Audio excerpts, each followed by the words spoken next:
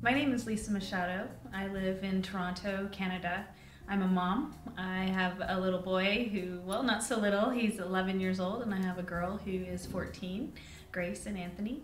I am a trained financial journalist. Right now I write a lot about healthcare, and I have 3 dogs who I love very much.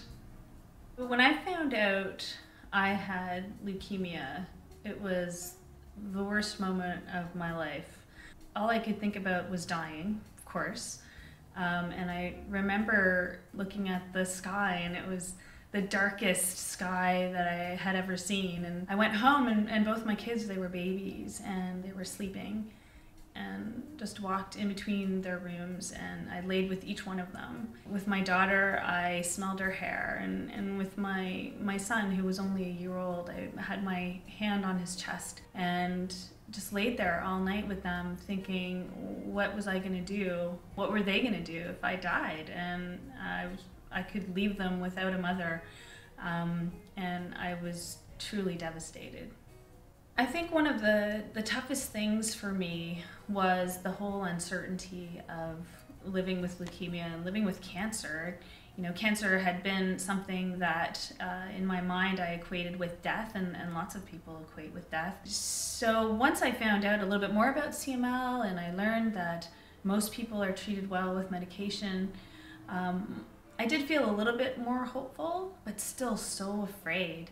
And every day I would take that medication and hope that, that things would turn out well for me, but I had no idea. After about a year, I spoke to my doctor and I said to him, I think it would really help me to meet someone else with CML. I need to know that there are other people out there who feel the same way that I do. And he was great, and he helped me set up some meetings with other people who live with CML. And at this first meeting, and I'll never ever forget it, I was sitting with 3 other women who all were crying, and they were all talking about, the possibility of leaving their children and how hard it was to live with these side effects. And I thought to myself, they must have just been diagnosed, but they actually had been living with CML for more than 10 years. And I said to myself, that's not going to be me. I don't want to be living with CML for 10 years and be that upset and anxious. And also I thought, wow, this is really indicative of a need that we have in the CML community for support.